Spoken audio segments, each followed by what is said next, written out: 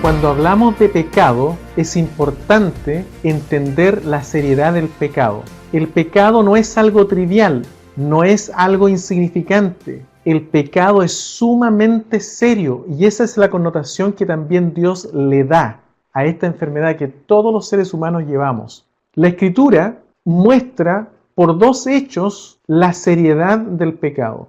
El primero de ellos tiene que ver con lo que ocurrió en el huerto del Edén.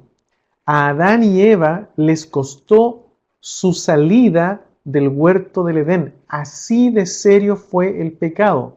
La palabra del Señor describe en el tercer capítulo de Génesis algunos aspectos que podemos apreciar después de la caída y contrastarlos con lo que había antes de la caída.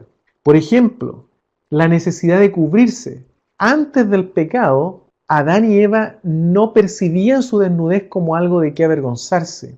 Luego de la caída, ellos se dieron cuenta que estaban desnudos y sintieron la necesidad de cubrirse. Y no solamente desde el punto de vista de sus cuerpos. Antes de la caída, desde el punto de vista de sus almas, había total transparencia en términos de pensamientos, sentimientos, etc. Luego de la caída, también existe esta necesidad de cubrir pensamientos, sentimientos, etc.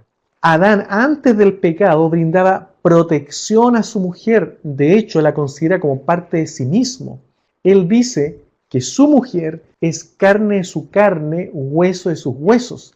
Sin embargo, después de la caída, Adán no titubeó en cargar toda la culpa sobre su mujer, aún sabiendo que aquello le costaría a su mujer la muerte. Por otro lado, el capítulo 3 nos muestra que Dios tuvo que incluso ajustar los parámetros de diseño de su creación.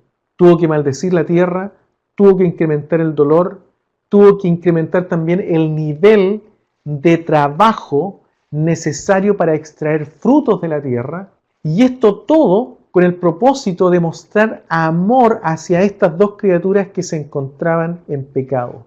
Si Dios no hubiera hecho esto, entonces el pecado se hubiera propagado de una manera mucho más rápida y además los niveles de corrupción que nosotros hoy observamos a causa del pecado serían incluso mayores. El segundo hecho lo encontramos en el momento de la crucifixión de nuestro Señor Jesucristo. En ese instante, la naturaleza de Dios estuvo en riesgo. Por primera vez en la historia de este trino Dios, cuya comunión es permanente e infinita, hubo separación entre las personas que forman esta Trinidad. Cuando Jesús estaba en el huerto y diciendo a Dios, Padre, pasa de mí esta copa, no es que él tuviera miedo a la muerte física, él tenía temor a perder esta comunión con su Padre. El gran milagro que ocurre aquí, la gran victoria, es que su Padre le levanta de entre los muertos y recomponen esta comunión que por la eternidad siempre estuvo intacta, solamente fue tocada a causa del pecado del hombre. Ese fue el costo del pecado para Dios. Por eso que para Dios el pecado es serio. Si el pecado no es fatal, entonces Cristo sobra. Pero el pecado eternamente sí es fatal. Por lo tanto, Cristo es el único responsable de abrir este puente que permite a todos a quienes abrazan su oferta de salvación salir victoriosos también del pecado.